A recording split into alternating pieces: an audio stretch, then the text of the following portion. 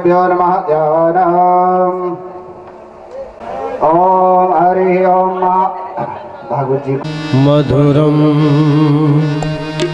वदनम मधुरम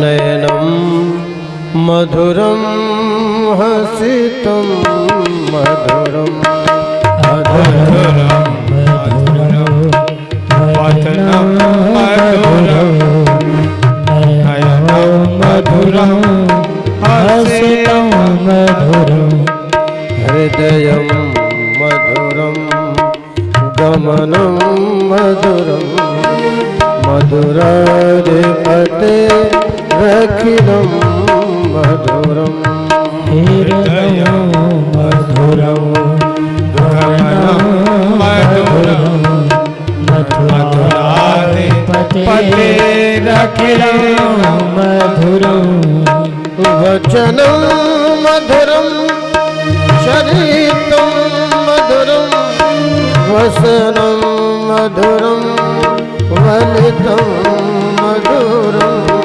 वचनं मधुरं चरितं मधुरं वसनं मधुरं वलितं मधुरं चलितं मधुरं रमितं मधुरं मधुराधिपते रखिलं मधुरं चरितं मधुरं रमितं मधुरं मधुराधिपते रखिलं मधुरं वेणुर्मधुरो वेणुर्मधुरः पाणिर्मधुरः पादो मधुरो मधुरो रेणुमधुरः मधुरो पादो नित्यं मधुरं सख्यं मधुरं मधुराधिपते रखिलं मधुरं नित्यं मधुरं सत्यं मधुरं मधुराधिपते रखिलं मधुरं गीतं मधुरं गीतं मधुरं भोक्तं मधुरं सुप्तं मधुरं गीतं मधुरं गीतं मधुरं भोक्तं मधुरं सुप्तं मधुरं रूपं मधुरं तिलकं मधुरं मधुराधिपते रखिलं मधुरं रूपं मधुरं तिलकं मधुरं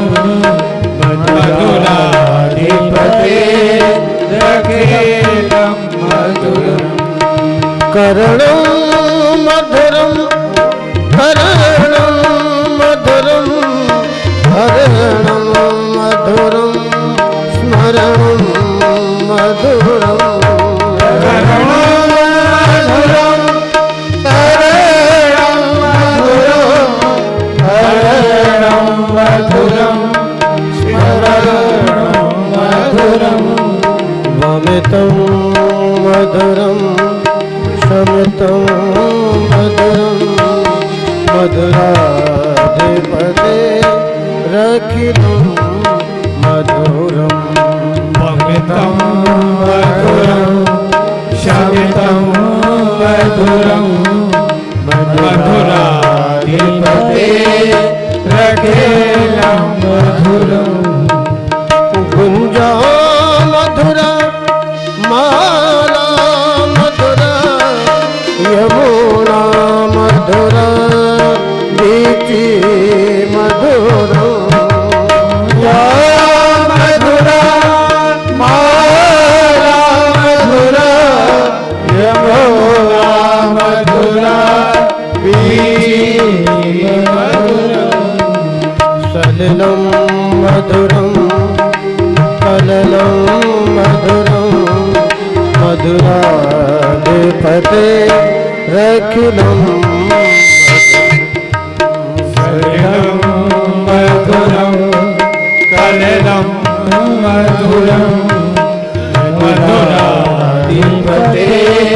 रखिलं मधुरम् गोपी मधुरा लीला मधुरा योक्तं मधुरं भोक्तं मधुरं गोपी मधुरा लीला मधुरा योक्तं मधुरं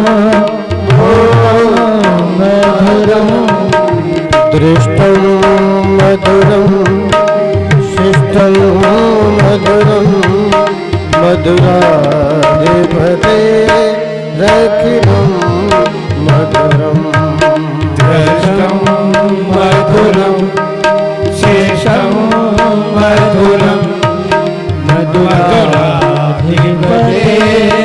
रखिलं मधुरम् गोपा मधुरा गावो मधुरा गोपा मधुरा गावो मधुरा यष्टिर्मधुरा सृष्टिर्मधुरा यष्टिर्मधुरा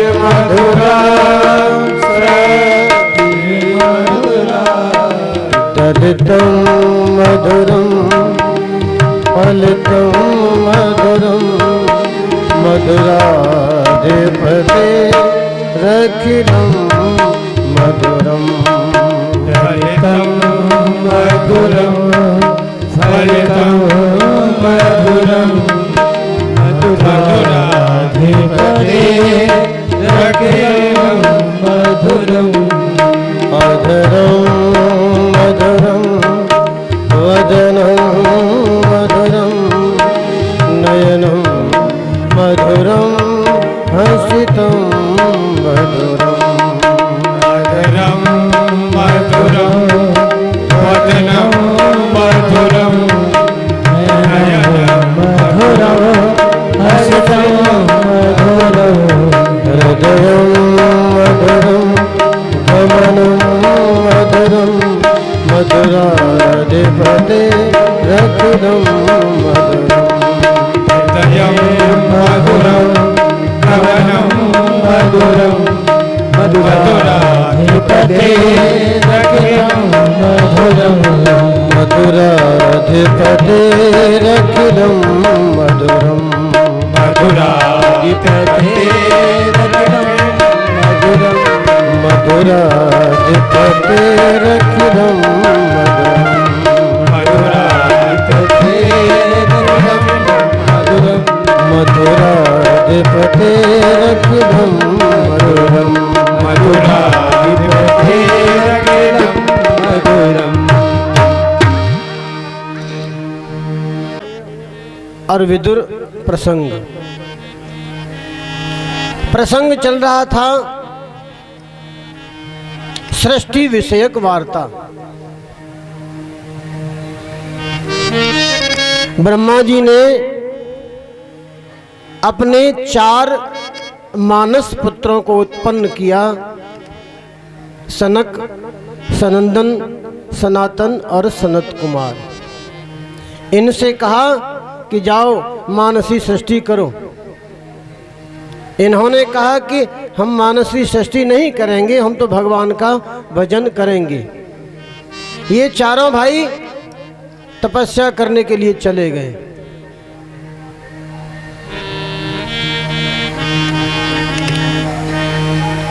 ब्रह्मा जी मन में विचार कर रहे हैं कि मानसी सृष्टि कैसे हो। नारद जी को उत्पन्न किया, दक्ष को उत्पन्न किया, नारद जी को उत्पन्न किया। नारद जी ने भी कहा कि हम मानसी सृष्टि नहीं करेंगे, हम तो भजन करेंगे। ब्रह्मा जी को क्रोध आया तो ब्रह्मा जी की भ्रकुटी में से एक नील लोहित शिशु निकला, नीले रंग का एक शिशु, नील लोहित भगवान। बोलिए नील लोहित भगवान की जय। ब्रह्मा जी ने कहा जाओ मानसी सृष्टि करो। नील लोहित भगवान माने रुद्र भगवान ने सृष्टि प्रारंभ की। भूत प्रेत पिशाच डाकिनी शाकिनी यादान प्रमथ सृष्टि कर डाली। मारकाट प्रारंभ हो गई आपस में। ब्रह्मा जी ने देखा, रोक दो इस सृष्टि को। इस प्रकार से सृष्टि का क्रम कैसे चलेगा? भगवान का ध्यान करने लगे कि मानसी सृष्टि कैसे हो। ब्रह्मा जी को छींक आई। ब्रह्मा जी की छींक के साथ ब्रह्मा जी की नाक से एक बारह शिशु निकला। बारह माने सूकर। और कुछ क्षण में ही उस बारह शिशु ने एक विशाल काय रूप धारण कर लिया।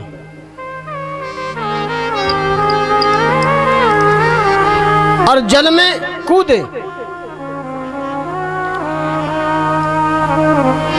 पृथ्वी को निकाल करके ला रहे अपनी डालों पर रख करके। इधर से हिरणाक्ष कूदा है भगवान से लड़ने के लिए। हिरणाक्ष का वध किया, उद्धार किया हिरणाक्ष का। पृथ्वी को लेकर के आए, अपने तेज से पृथ्वी को स्थापित कर दिया।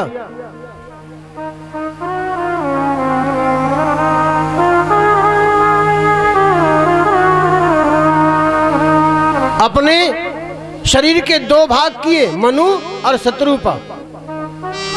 मनु और शत्रुपा दोनों से कहा कि जाओ सृष्टि करो। मनु और शत्रुपा, इनके यहाँ 5 संतानें हुई, 3 पुत्री 2 पुत्र।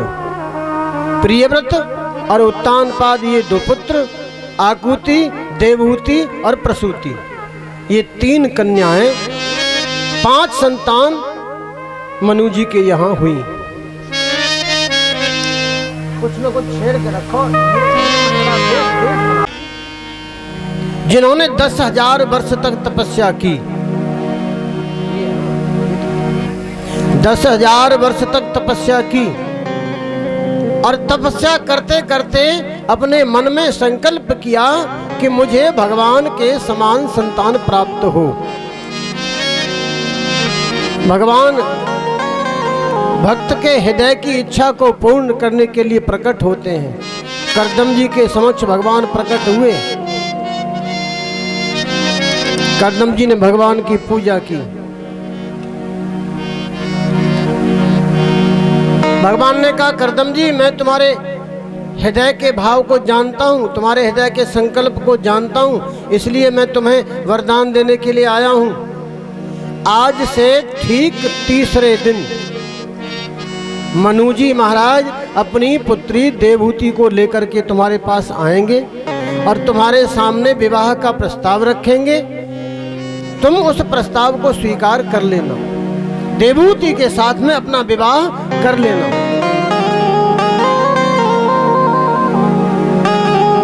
मैं तुम्हारा पुत्र बन करके आऊंगा। बोले श्रीमद् भागवत महापुराण की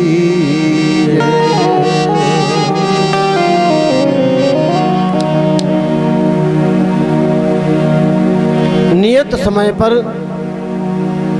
मनु शत्रुपा अपनी पुत्री देवहूति को लेकर के कर्दम ऋषि के आश्रम पर आए।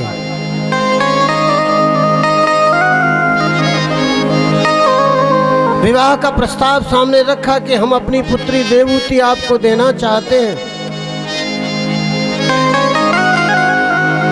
दोनों का पाणी ग्रहण संस्कार हुआ। कर्दम और देवहूति जी का विवाह हो गया। माता पिता चले गए।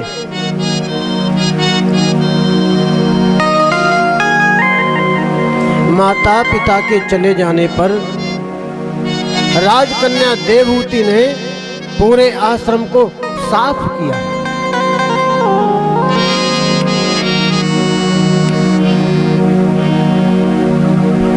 पूरे आश्रम को साफ किया, सुंदर बनाया। लंबी लंबी घास खड़ी हुई थी, उसको घास को काटा। ऊबड़ खाबड़ जमीन हो रही थी, उसे एक सार किया। गाय के गोबर का चौका लगाया और भजन करते करते करदम जी की समाधि लग गई। करदम जी की समाधि लग गई। और संतों की समाधि जब लगती है ना, तो कितने दिन व्यतीत हो जाएं कोई पता नहीं चलता। 100 बरस के लिए लगी है कि 200 बरस के लिए लगी है, पता नहीं चलता। समाधि में चले गए करदम ऋषि। माता देवहूति आश्रम के सारे कार्यों को करती हैं।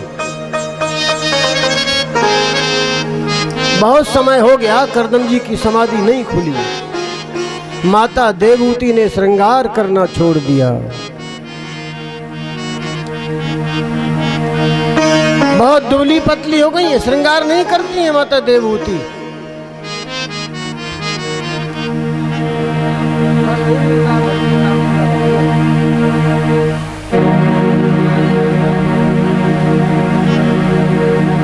बालों की लंबी लंबी जटाएं बन गई हैं, चेहरे पर झुर्रियां पड़ गई हैं,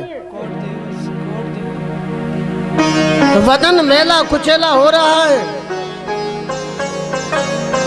वस्त्र भी मैले कुचैले पहन रखे हैं, दुबली पतली हो गई हैं। देवहूति जी ने श्रृंगार करना क्यों छोड़ दिया? क्योंकि पत्नी का श्रृंगार होता है पति के लिए, और पति बैठे हैं समाधि में, इनके नेत्र बंद हैं। अब मैं अपना श्रृंगार किसको दिखाऊं? इसलिए माता देवहूति ने श्रृंगार करना छोड़ दिया।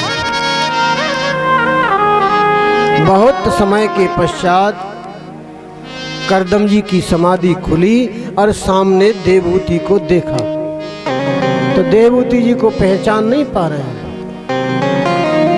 सोच रहे हैं ये बुढ़िया कहाँ से आ गई, कौन है ये बुढ़िया? पूछा, हे देवी तुम कौन हो? तो देवहूति जी ने कहा, हे स्वामी मैं आपकी पत्नी, मेरा नाम है देवहूति, आप मुझे पहचान नहीं पा रहे हो। करदम जी ने कहा, देवहूति अरे तुमने मेरी सेवा के सामने अपने शरीर की कोई चिंता नहीं की। संसार में जितने भी देहधारी जीव हैं वो सब अपने शरीर की चिंता करते हैं, लेकिन तुमने अपने शरीर की कोई चिंता नहीं की। श्री मैत्रेय जी कहते हैं, विदुर अपनी प्रिया की हृदय इच्छा को जान करके करदम जी ने देवहूति जी का हाथ पकड़ा, विंदु सरोवर में जाके स्नान किया। विंदु सरोवर में स्नान करते ही दोनों युवा हो गए, तरुण हो गए। दोनों बाहर निकल करके आए हैं। उस सरोवर में से 1000 दासियां देवहूति जी के साथ निकल करके आई हैं। और करदम जी ने तपस्या के बल से एक ऐसा विमान रचा जो सर्वत्र गमन करने वाला था, सब जगह पर जाने वाला था, मन की गति से भी तेज चलने वाला विमान, ऐसा विमान रचा।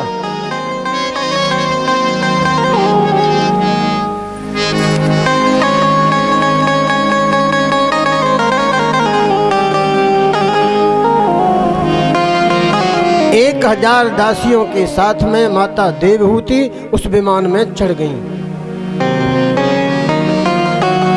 विहार करने लगे हैं करदम और देवहूति। विहार करते करते 9 कन्याओं को जन्म दिया। करदम जी वन को जाना चाहते हैं। माता देवहूति ने कहा, हे स्वामी ये 9 कन्याएं हैं, इनके विवाह करने पड़ेंगे, इनके लिए पति की खोज करनी पड़ेगी, ये काम मैं तो नहीं कर सकती।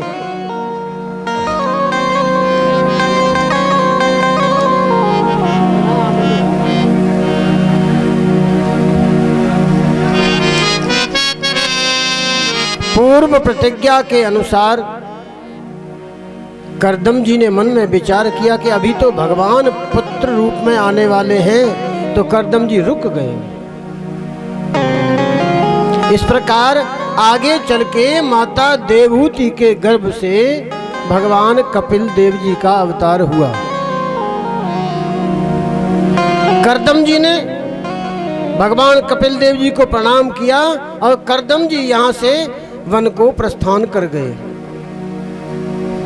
माता देवहूति ने करदम जी को, कपिल देव जी को स्नान कराया, एक चौकी पर बिठाया और प्रश्न करना आरंभ कर दिया। माता देवहूति ने कहा, बेटा ये जो मन है, ये मन भजन में नहीं लगता है। ये भजन में कैसे लगेगा, इसका कोई उपाय बताओ ना। भगवान कपिल देव जी ने कहा, माता जी इस मन को भजन में लगाने के लिए बुरे लोगों का संग त्याग देना चाहिए और अच्छे लोगों का संग करना चाहिए, संतों का संग करना चाहिए। क्योंकि पतन और उत्थान, पतन माने गिरना, उत्थान माने ऊपर उठना, पतन और उत्थान का कारण केवल संग ही होता है।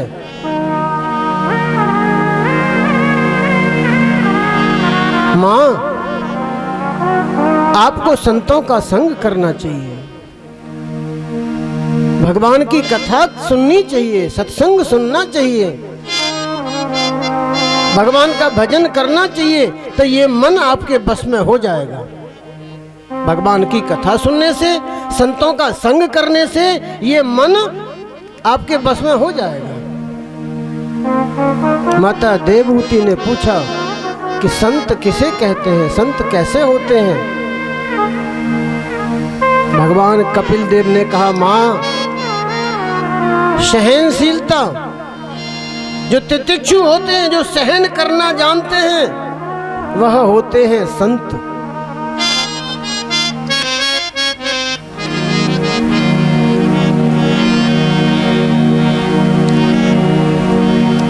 आग लगी गिरत अंगार,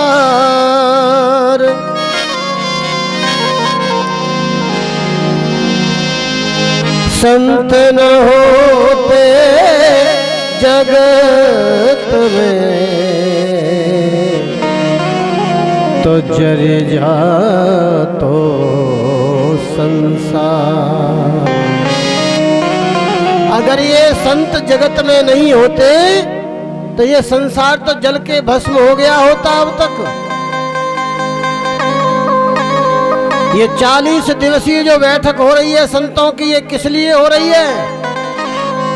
यहाँ संत आपस में मंत्रणा कर रहे हैं, जगह जगह बैठकें हो रही हैं संतों की। मुख्य रूप से तो एक बैठक है, लेकिन हर पंडाल में, हर खालसे में एक बैठक हो रही है, बड़े बड़े खालसों में। गौड़ीय संप्रदाय का जो मुख्य खालसा है वहां बैठक हो रही है, रामानंदियों का मुख्य खालसा है वहां भी बैठक हो रही है, दिगंबरी संतों का जो मुख्य खालसा है वहां भी बड़े बड़े संत एकत्रित हो रहे हैं, बैठक हो रही है, विचार विमर्श हो रहे हैं कि क्या करना चाहिए। इस समय कौन सा राजा उचित है, कौन सा अनुचित है, कौन सा राजा अधर्म कर रहा है, कौन सा धर्म कर रहा है, किस राजा को बिठाना चाहिए गद्दी पर, किसको हटाना चाहिए, ये चर्चाएं हो रही हैं इस बैठक में। संत लोग चर्चाएं कर रहे हैं। ये ऋषि मुनि, ये संत ही तो बिठाएंगे। ये जिसको चाहते हैं उसको बिठा देते हैं, ये जिसको चाहते हैं उसको नीचे गिरा देते हैं। ये संतों का काम है।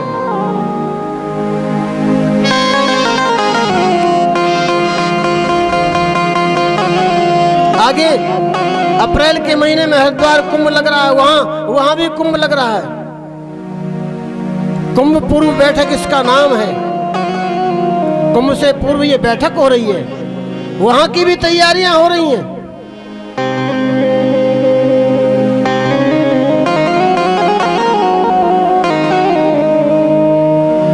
संत न होते जगत में तो जर जाता संसार। दुष्ट लोग आक्रमण कर देंगे, अधर्मी लोग बढ़ते चले जाएंगे, अत्याचार पापाचार बढ़ने लगेगा अगर संत नहीं होंगे तो। ये बैठक जो हो रही है, ये जो कुंभ जो लगाए जाते हैं, ये इसलिए लगाए जाते हैं कि पाप न बढ़े, अधर्म न बढ़े, लोग शांति से अपना जीवन व्यतीत करें, शांति से सबको जीने दें।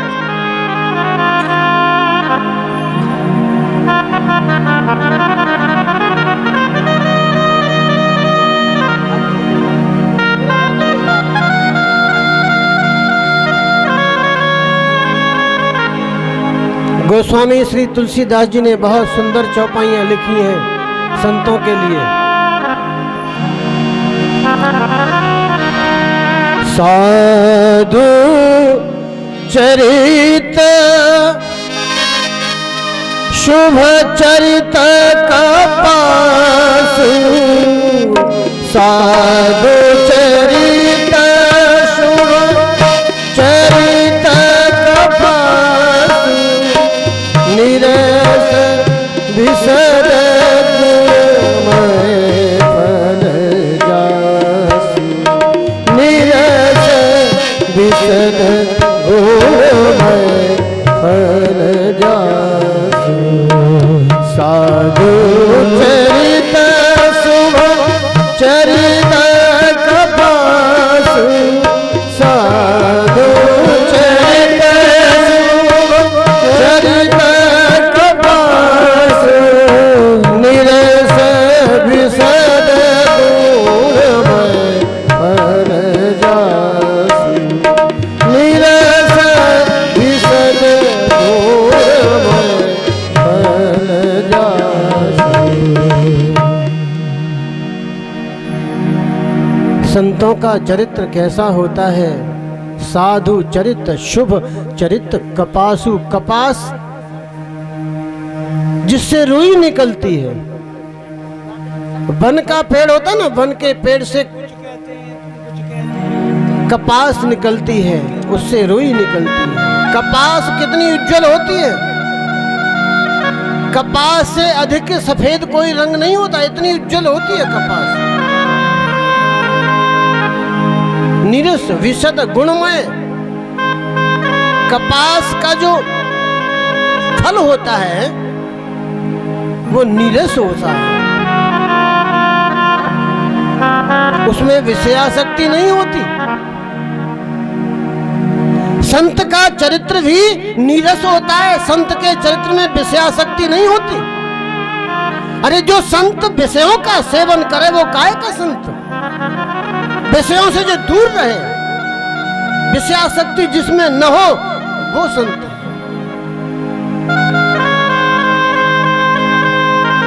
कपास उज्जवल होता है, संत का हृदय भी उज्जवल होता है, निर्मल होता है। संत के हृदय में कपट नहीं होता, तभी तो संत के साथ में भगवान घूमते रहते हैं पीछे संत के, कि कहीं ये भूखा न रह जाए, कहीं इसकी कोई बात खराब न हो जाए, इसका कहीं अपमान न हो जाए। जिसके हृदय में कपट नहीं है उसके साथ भगवान रहते हैं। संत का हृदय भी अज्ञान और पाप रूपी अंधकार से रहित होता है। उनका हृदय प्रकाशित होता है, पापी नहीं होता, पाप नहीं होता, पाप प्रवृत्ति नहीं होती, पाप वृत्ति नहीं होती संत की, इसलिए उसे विशद कहा गया है। कपास में गुण होते हैं, कपास में तंतु होते हैं, इसलिए संत का चरित्र भी सद्गुणों का भंडार होता है। संत के हृदय में सद्गुण भरे रहते हैं। कपास में क्या तंतु होते हैं? कितनी भी जोर की सर्दी हो, कितनी भी जोर का जाड़ा हो, आप बढ़िया रुई की रजाई बनवा लो, आराम से ओढ़ करके सो जाओ, आपको सर्दी नहीं लगेगी, जाड़ा नहीं लगेगा। ये कपास का गुण है। ऐसे ही संत की छत्र छाया में जो आ जाता है, संत की चरण शरण में जो आ जाता है, वह सब प्रकार के भयों से मुक्त हो जाता है।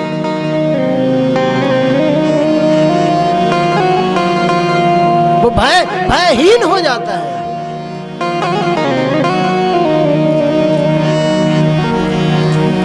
और क्या गुण होते हैं कपास में, रुई में? हम जो वस्त्र पहन रहे हैं ना, ये सब रुई के तो बने हुए हैं। अब कितना कष्ट दिया जाता है, देखिए कपास को। कपास बिनौला होता है, कपास को पहले बिनौला अलग किया जाता है, धुना जाता है उसको। अब तो मशीन चल गई कपास बिनौले को और रुई को अलग करने की। पहले गांव में हुआ करते थे, तांत से उसको धुनते थे, बिनौले को अलग करते थे, रुई को अलग करते थे। अब विचार कीजिए कितना कष्ट मिल रहा है, तांत से उसकी पिटाई हो रही है। आजकल मशीनों में डाल करके पिटाई हो रही है। बिनौले को रुई को अलग करके उसका धागा बनाया जाता है, मशीन धागा बनाती है, उस धागे से वस्त्र बनता है, वस्त्र बनाया जाता है। वह वस्त्र हमारे आपके सबके काम आता है। हमारे गुप्त अंगों को ढकने का कार्य करते हैं ये वस्त्र।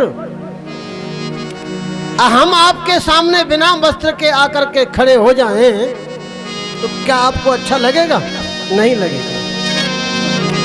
सुंदर उज्जवल वस्त्र पहन करके, धुले हुए साफ वस्त्र पहन करके हम आपके सामने आएंगे तो आपका मन प्रसन्न हो जाएगा, कितना अच्छा लगेगा आपको। संतों का जो चरित्र है कपास के समान क्यों कहा गया है? संत तपस्या करते हैं, मेहनत करने से पीछे नहीं हटते। तपस्या करने का मतलब कोई अतिथि अपने दरवाजे पर आ जाए तो उसकी सेवा करना, भूखा नहीं चला जाए, अपने हाथों से भोजन बनाना, उसको भोजन कराना, उसकी रहने की ठहरने की व्यवस्था करना। उसका कोई कष्ट है, कोई दुख है तो उसे सुनना और उस कष्ट को दूर करना, उसकी सहायता करना, उसकी मदद करना, ये संतों का काम है। इसलिए संतों में गुण होते हैं, जैसे कपास में गुण है ऐसे ही संतों में गुण होते हैं। जीवन भर तपस्या करते रहते हैं और कोई दुखी इनकी शरण में आ जाता है तो ये उसके दुख को दूर कर देते हैं। जो सहे दुख पर छिद्र दुरावा, वंदनीय जेह जग जस पावा। आज सारी दुनिया संतों को क्यों पूज रही है? हर धर्म में संत है कि नहीं? बड़े बड़े संत हैं कि नहीं? हर धर्म में संत हैं। हर धर्म में संतों की पूजा क्यों हो रही है? चाहे मुस्लिम धर्म हो, चाहे ईसाई धर्म हो, चाहे पारसी धर्म हो, चाहे जैन धर्म हो, चाहे हिंदू धर्म हो, आज सभी देवताओं में संत हैं। और बड़े बड़े उद्योगपति, बड़े बड़े राजनेता, बड़े बड़े अभिनेता सब संतों की शरण में जाते हैं। क्यों? क्योंकि संतों की शरण में जाने से उनके कष्टों की निवृत्ति होती है, उनकी अशांति दूर होती है, उन्हें शांति प्राप्त होती है, इसलिए संतों की शरण में जाते हैं। तो हे माँ, मैं भी आपसे कह रहा हूँ कि आप संतों की शरण में जाओ, संतों का संग करो, तो आपका यह मन भगवान के भजन में लग जाएगा।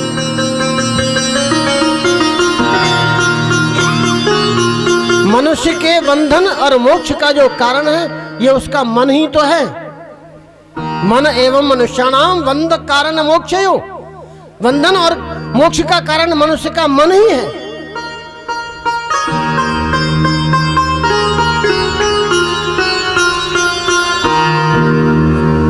जिसका सद्विचार है, जिसके सत्कर्म हैं, उनका मन उनके बस में हो जाता है।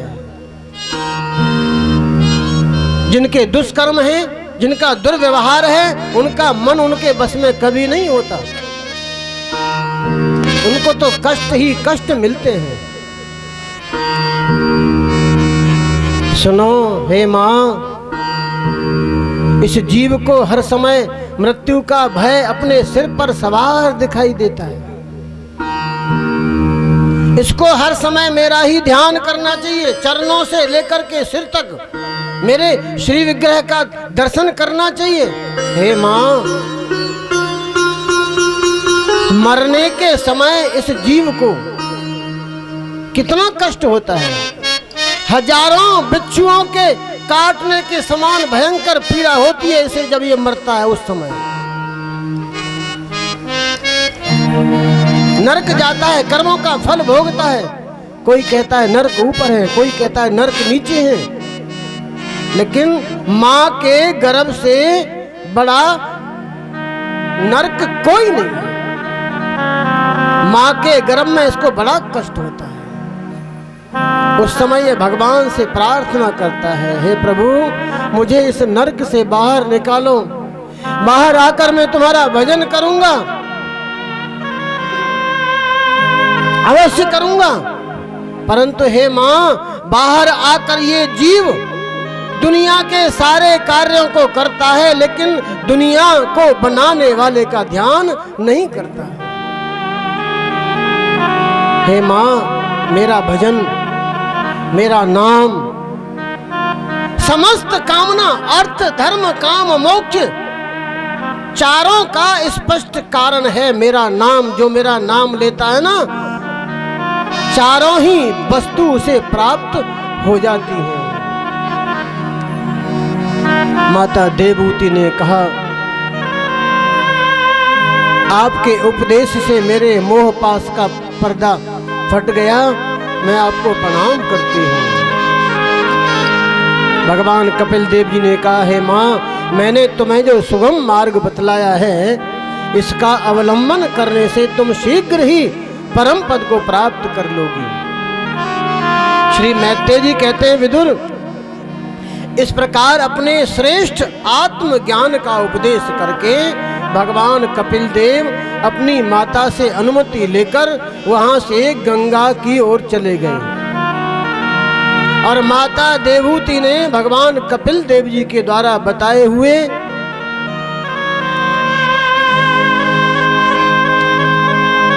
उपाय के द्वारा थोड़े ही समय में नित्य मुक्त परमात्मा स्वरूप श्री भगवान को प्राप्त कर लिया।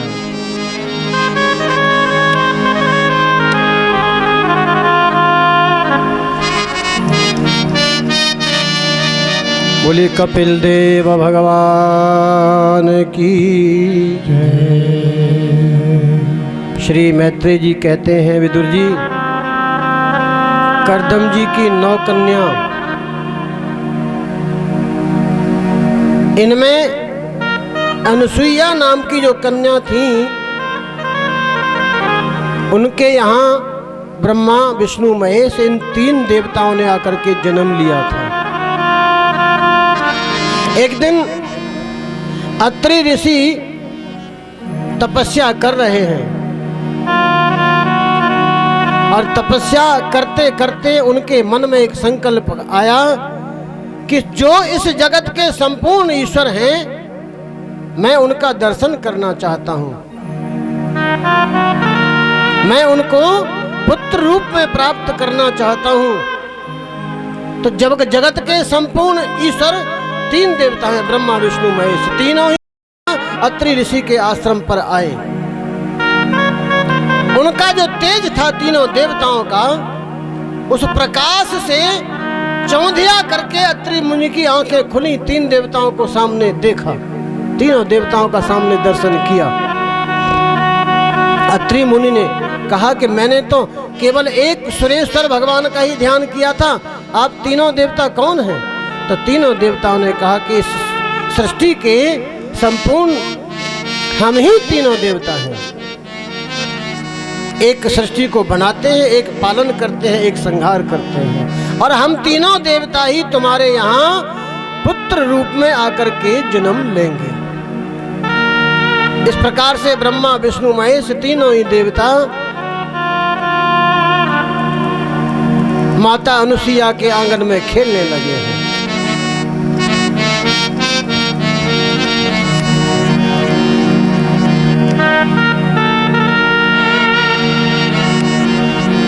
कौन कहता है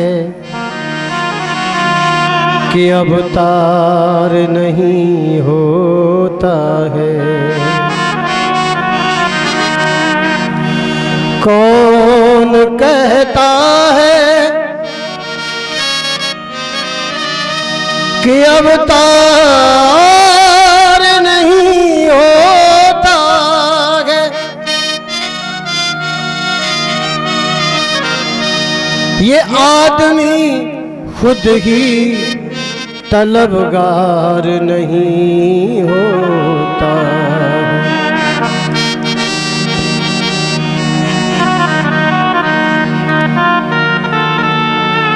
उसको पाने के लिए प्रहलाद तो बनो पहले,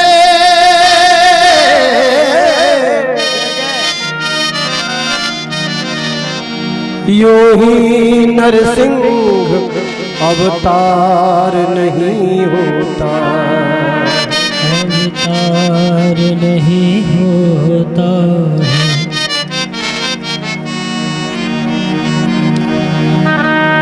श्री मैत्रेय जी कहते हैं, मनु जी की तीसरी कन्या प्रसूति, जिनका विवाह दक्ष प्रजापति के साथ हुआ। दक्ष प्रजापति के 16 कन्याएं हुई।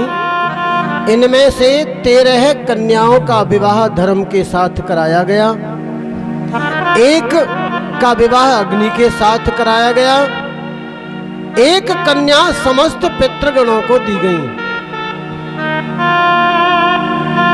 और सबसे छोटी जो कन्या है, इनका विवाह भगवान शिव के साथ कराया गया,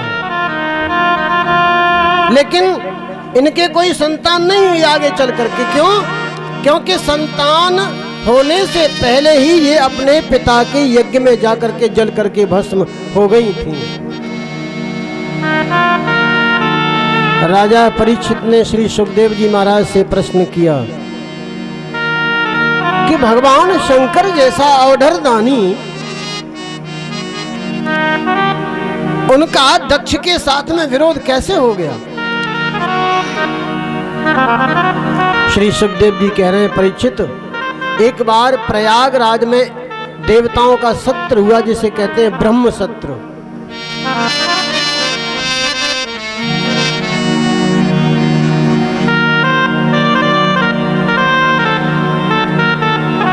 जिसमें दक्ष को प्रजापति बनाया गया। दक्ष प्रजापति सभा में आए। सभा में जितने भी लोग थे, सबने खड़े होकर के दक्ष प्रजापति का स्वागत किया, सम्मान किया। ब्रह्मा जी खड़े नहीं हुए और शंकर जी भी खड़े नहीं हुए।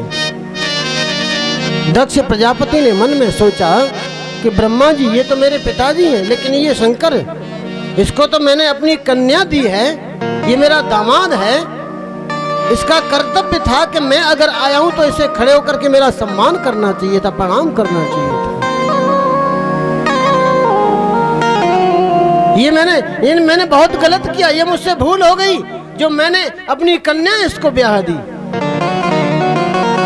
शमशान में रहने वाला, अंग पर भभूत लपेटने वाला, ये निरा अज्ञानी है। इस प्रकार से अपशब्दों का प्रयोग राजा दक्ष ने भगवान शंकर जी के प्रति किया, और वहीं से वैर ठान लिया भगवान शिव से। भगवान शिव से जो बैर ठानेगा, क्या उसका भला होगा? उसका भला कभी नहीं होगा। कैसे कैसे दयालु हैं भगवान शिव।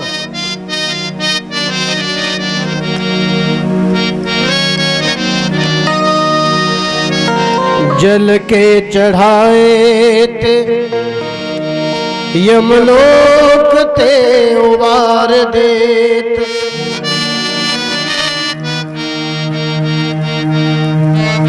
चंदन के चढ़ाए चक्रवर्ती बर देत है। हर हर कहते हर लेत हैं कलेश सब। गाए ते बजाए ते निहाल कर देत हैं। बेल के चढ़ाए थे बस बेल वृद्धि करे। आक धतूरे चढ़ाए थे शूल हर लेत हैं। बम बम कहते शिव भोले सब विपदा हरे। भाव के चढ़ाए ते भक्ति भर देत हैं। ऐसे कृपालु, ऐसे दयालु, ऐसे दानी भगवान शिव, उनसे राजा दक्ष ने बैर ठान लिया।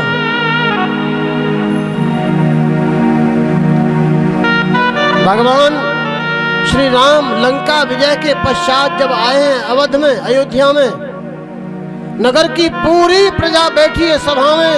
भगवान राम कह रहे हैं, शंकर प्रिय मम द्रोही शिव द्रोही मम दास। ते नर करहि कलप भरी। घोर नरक में बास।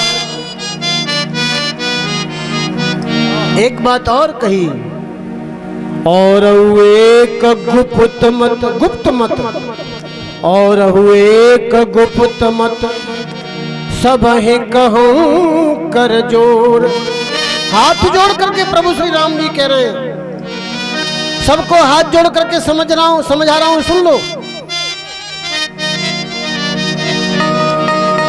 और एक गुप्त मत सब ही कहूँ कर जोर। शंकर भजन बिना नर भक्ति न पावहि मोर। मेरी भक्ति अगर प्राप्त करनी है तो पहले भगवान शंकर का भजन करो, तब तुम्हें मेरी भक्ति प्राप्त होगी।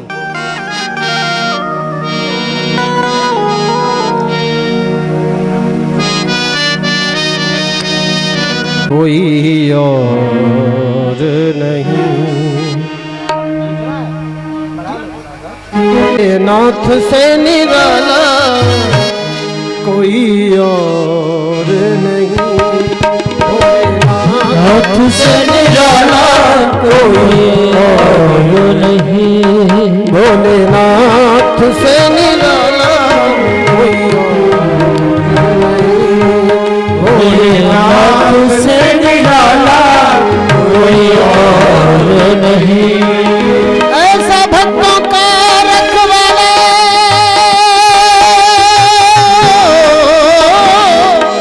ऐसा भक्तों का रखवाला कोई और नहीं। भोलेनाथ से निराला कोई और नहीं। भोलेनाथ से निराला कोई और नहीं।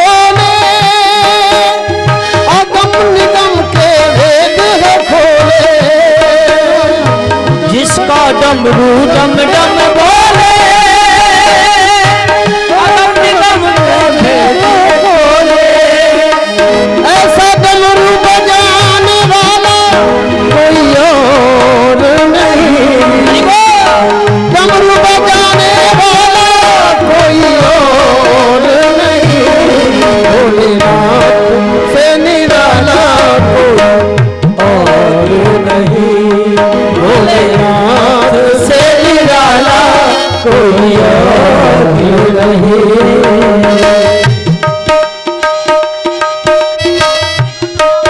श्री हरि।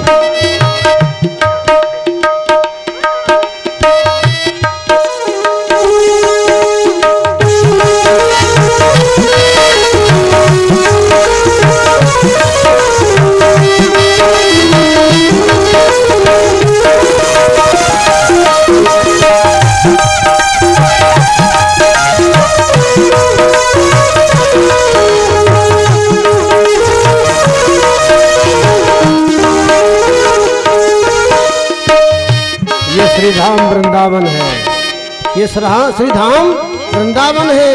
यहाँ कौन सा सिद्ध कब किस रूप में आ जाएगा, आपको दर्शन दे करके चला जाएगा, आपको पता ही नहीं चलेगी। यहाँ बड़े बड़े सिद्ध, बड़े बड़े ऋषि मुनि अपना रूप छिपा करके घूमते रहते हैं, भक्तों को दर्शन देते रहते हैं।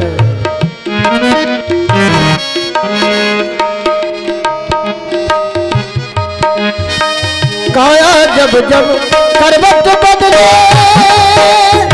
भेद निकलते अगले पिछले।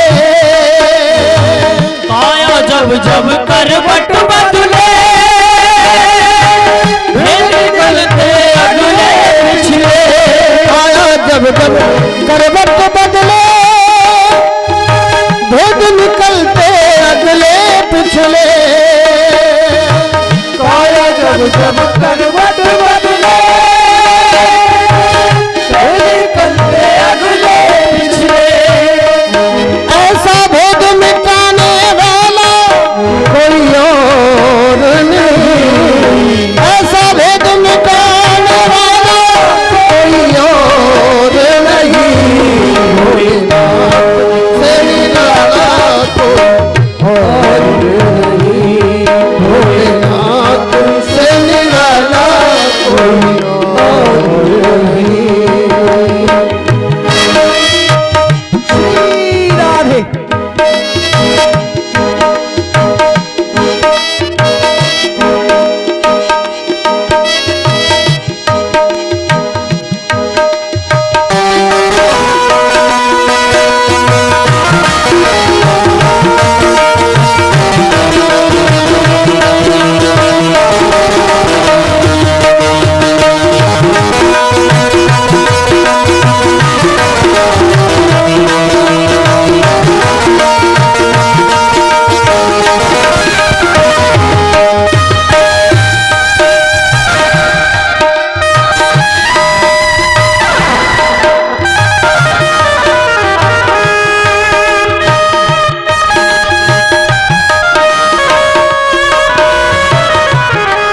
ऐसा भक्तों का रखवाला कोई और नहीं, भोलेनाथ से निराला कोई और नहीं, भोलेनाथ से निराला कोई और नहीं, भोलेनाथ से निराला कोई और नहीं, कोई और नहीं, कोई और नहीं, कोई और नहीं। कनखल हरिद्वार में एक बृहस्पति नामक यज्ञ किया, जिसमें सभी देवता, ऋषि, मुनि, पितर, गंधर्व, किन्नर सबको निमंत्रण दिया गया, सबको बुलाया गया। अपनी सब कन्याओं को बुलाया, लेकिन सती जी को निमंत्रण नहीं दिया। कैलाश के ऊपर से विमानों की भीड़ जा रही है, अनेक अनेक विमान जा रहे हैं।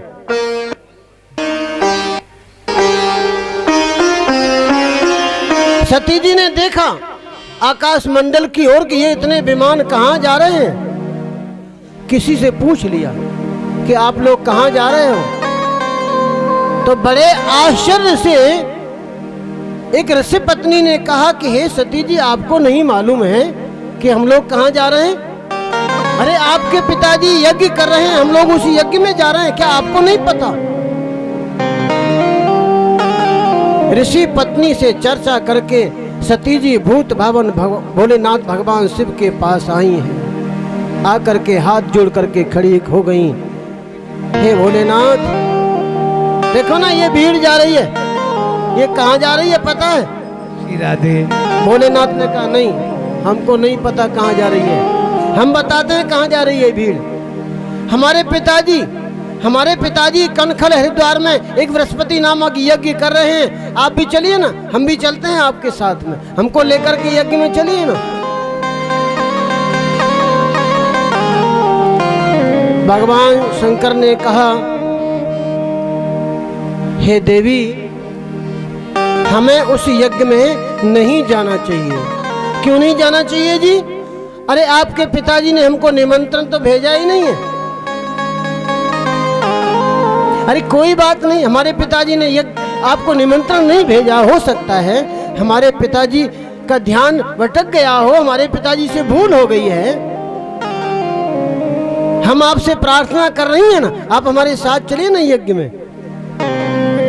अरे एक बात बताइए, आप ही तो कहते हो, आप जब प्रवचन करते हो तो आप ही तो बताते हो कि पिता के यहाँ, पति के यहाँ यज्ञ में, कथा में, इन स्थानों पर तो बिना बुलाए भी जा सकते हैं। ये 4 स्थान ऐसे हैं, पति का घर, पिता का घर, गुरु का घर और यज्ञ कथा, इसमें तो बिना बुलाए भी जा सकते हैं। आप जब प्रवचन करते हो तो आप कहते हो कि नहीं कहते हो, बताओ। तो भूत भावन भोलेनाथ भगवान शिव ने कहा, हाँ देवी, मैं कहता तो हूं, परंतु ऐसा कब करना चाहिए?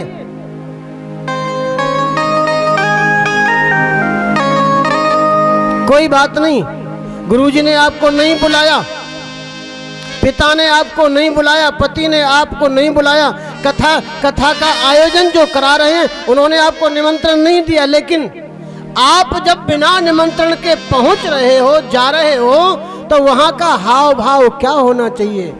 सामना जब हो रहा है तो वहां कैसी दृष्टि होनी चाहिए आपस में? आवत ही हर से नहीं, नैनन नहीं सनेह, आवत ही हर से नहीं, नैनन नहीं सनेह, तुलसी तहाँ न जाइए, चाहे कंचन बरसे मेघ।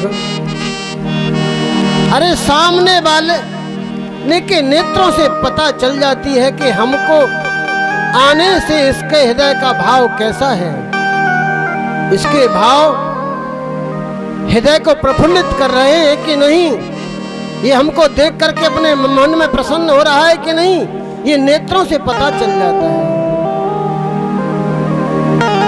जहां द्वेष भावना हो, जहां विरोध की भावना हो, वहां नहीं जाना चाहिए। तदपि विरोध मान जहां कोई, तहाँ गए कल्याण न होई। जहाँ मन में द्वेष हो वहाँ नहीं जाना चाहिए। विद्या, तप, धन, सुदृढ़ शरीर, युवावस्था और उच्च कुल, ये जो 6 लक्षण हैं, ये सत्पुरुष के लक्षण कहे गए हैं। परंतु ये नीच पुरुष में जब होते हैं ना, तो यही गुण अवगुण में बदल जाते हैं, अवगुण हो जाते हैं। क्योंकि इन 6 वस्तुओं से उसका अभिमान बढ़ जाता है, उसकी दृष्टि दोष युक्त हो जाती है। और दृष्टि जब दोष युक्त होती है तो उसकी विवेक शक्ति नष्ट हो जाती है। इसी कारण वह महापुरुषों का प्रभाव नहीं जान पाता है, महापुरुषों के प्रभाव को नहीं देख पाता है। श्री मैत्रेय जी कहते हैं, विदुर, भगवान शिव ने सती जी को बहुत समझाया, लेकिन सती जी नहीं मानी। आज भगवान शिव को सती जी के दो रूप दिखाई दे रहे हैं। भगवान शिव थोड़ा समझाते हैं। पति अगर पत्नी को बहुत प्यार से, बहुत मीठी वाणी में समझाता है तो कुछ नरम हो जाती है, मुख पर कुछ मुस्कान दिखाई देती है और भगवान शिव से थोड़ा दूर हटती हैं। पिता के यज्ञ की याद आती है तो वो क्रोध में हो जाती हैं कि मेरे पति मुझे मेरे पिता के यहाँ नहीं जाने दे रहे हैं, न स्वयं जा रहे हैं न मुझे जाने दे रहे हैं। क्रोध में हो जाती है। क्रोध में मुखमंडल की आकृति बदल जाती है, दूसरा रूप हो जाता है। आज सती जी के दो रूप दिखाई दे रहे हैं भगवान शिव को। भगवान शिव ने कहा, नहीं मानोगी। भगवान शिव ने बहुत समझाया सती जी को। अब विचार कीजिए, भगवान शिव जैसा ज्ञानी समझाने वाला सती जी फिर भी नहीं समझ पा रही हैं।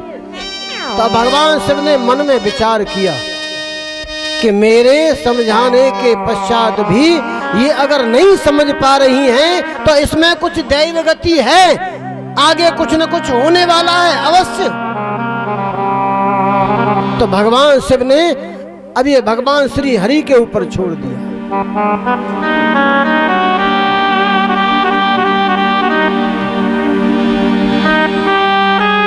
नंदी को बुलाया। नंदी माने बैल, भगवान शिव की जो सवारी है नंदी, नंदी को बुलाया। बैल, बैल माने धर्म, धर्म पर सवार रहते हैं भूत भवन भोलेनाथ। धर्म को बुलाया, कहा ये जा रही है अपने पिता के यहाँ, इनको लेकर के जाओ। देखिए, धर्म को साथ लेकर के जा रही है सती। सती माने श्रद्धा। धर्म को साथ लेकर के जा रही है श्रद्धा, लेकिन छोड़ करके जा रही है किसे? भगवान शिव को। भगवान शिव कौन है? विश्वास।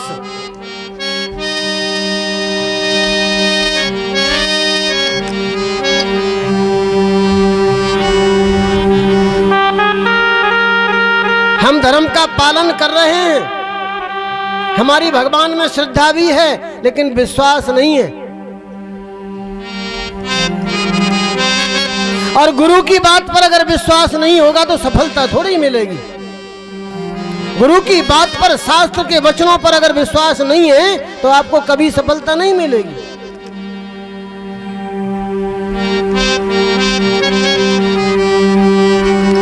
सती जी गई।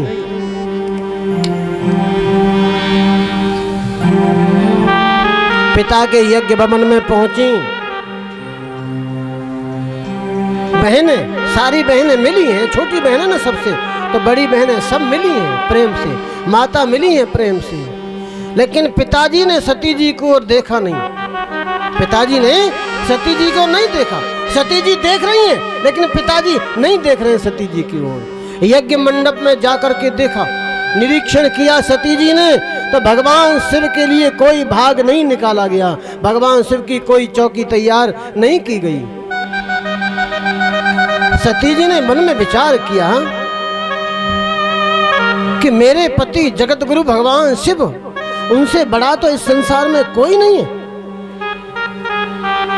मेरे पति को इस यज्ञ में कोई भाग नहीं दिया गया है, इसका मतलब मेरे पिताजी से भूल नहीं हुई। मेरे पिताजी जानबूझ करके मेरे पति का अपमान कर रहे हैं। सावधान करते हुए उस सभा मंडप में, उस यज्ञ मंडप में सती जी ने कहा, सुना हूं सभासद सकल मुनिंदा, कही सुनी जिन शंकर निंदा।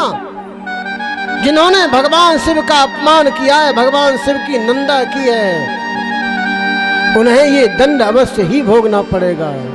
पिताजी, आप भगवान शंकर का अपराध करने वाले हैं, अतः आपके द्वारा उत्पन्न यह शरीर, यह देह, अब मैं इसको रख करके क्या करूंगी?